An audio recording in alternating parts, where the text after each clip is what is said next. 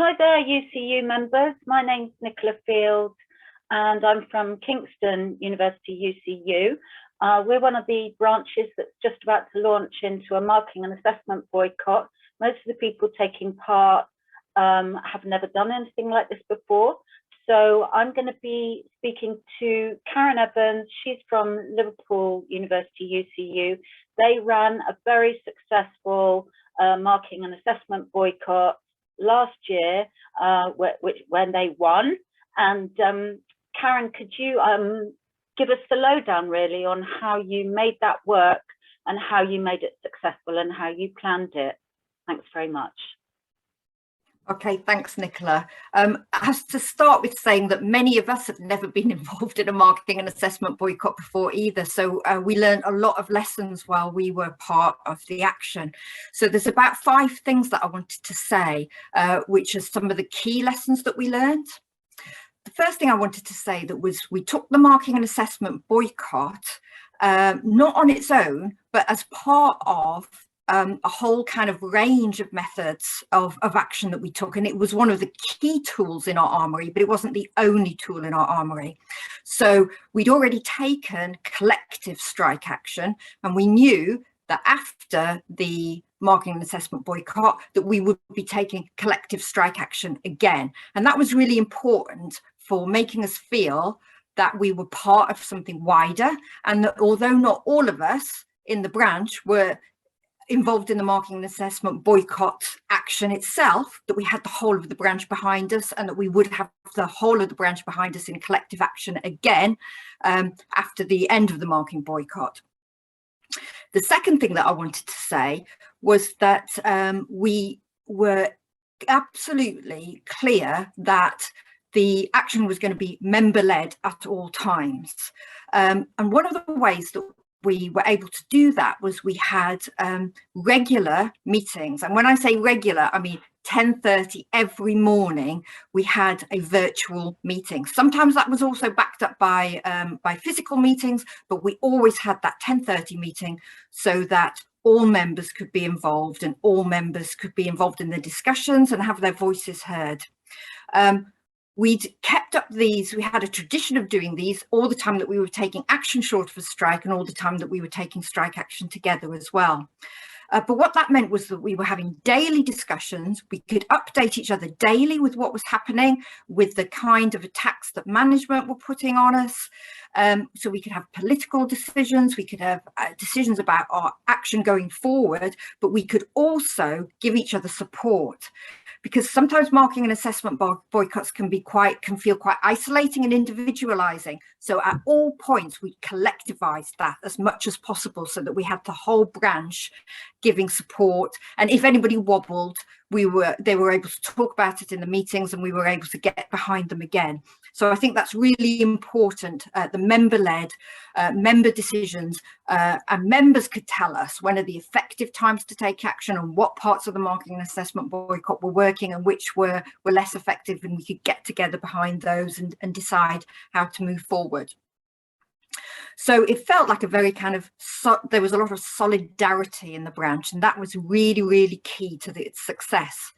So the third thing that I wanted to talk about was that kind of solidarity more generally. We also took that solidarity outside of the branch itself, and we spoke to a lot of other branches. We were happy to share our experiences, but what we also got was a huge amount of support from branches back to ourselves. Sometimes that was financial support, which was absolutely key, so that members knew that they were okay, they could get through this, that we'd look after them. And sometimes that solidarity was political solidarity, and to be honest, that was just as important as well. And we could use those 10:30 meetings to tell everybody about these messages of solidarity which were pouring in. So again, we didn't feel isolated, we felt part of a bigger movement. Then also, I think, as well as reaching out to the branches, it was important to us that nationally UCU had our back as well. And Vicky Blake was particularly important in coming along to those online rallies and those online meetings and showing us that national were behind us. So wherever possible, we had national speakers at the online meetings, and we also had national speakers coming to our physical rallies when we had those too.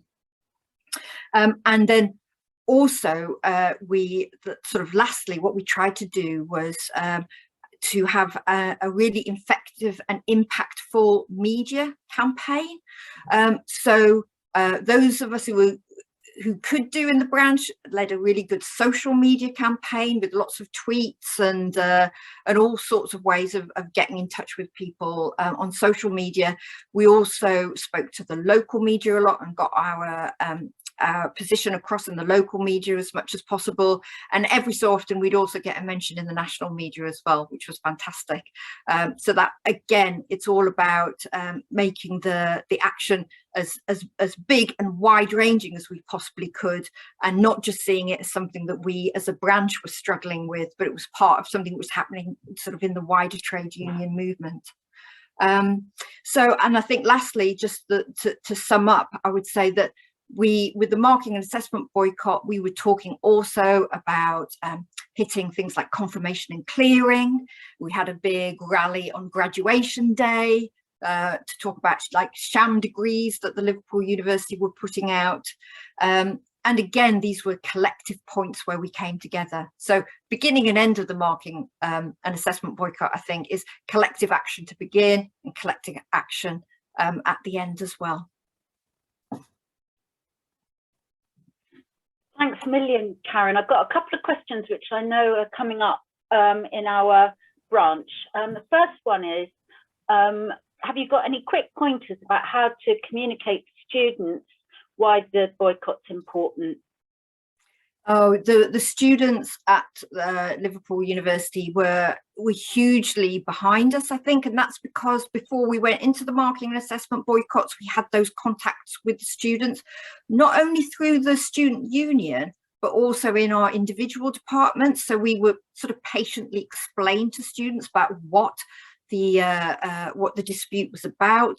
The idea that our working conditions, their learning conditions was really important to them. And to be honest, we got a lot of messages of individual support from students, as well as the support from the union, which we call the Guild in Liverpool, sort of more widely. So even though management often tried to divide and rule and say the students, you know, we felt very supported by the students, and we got them along to picket lines and when we could as well, and they were always fantastic at those kind of events. That's great to hear. I think we've got a bit of work to do with our students' union, but thank you for that. The other question that's coming up is, should lecturers mark and park? Should they do all the marking and keep it to one side, ready to give in at the end of the boycott period? Right, we decided against the mark and park strategy for two reasons. One being that a lot of our marking is now done online, and it's actually very, very difficult to mark and park. And secondly, we were trying at all stages during the marking and assessment boycott to slow everything down. Okay, so we wanted to get the message across that the marks will not suddenly appear at the end of this action. If it takes 3 weeks to mark everything that we have to do, then the marks won't be in until 3 weeks after the marking and assessment boycott. So we tried other things as well, which were quite useful, like putting in stress risk assessments and health and safety risk assessments in our own departments and individually to kind of slow the whole process down. And when we did start marking at the end of it, we took the full 3-week period that we were normally given for marking to get those marks. And I think that's a very, very effective way of making an impact. Thanks, that's really clear. And the last question I've got is, would you also include like PhD annual monitoring in the marking and assessment boycott? Yeah, I think the important thing is that it is marking and assessment. So think of it as widely as possible. And there's all sorts of actions that you can involve in a marking and assessment boycott which have an impact.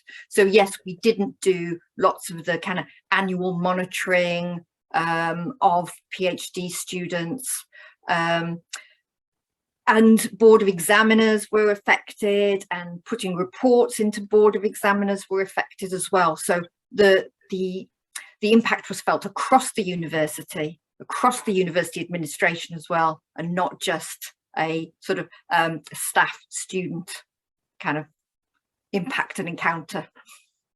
That's absolutely fantastic. Well, thank you very, very much, Karen.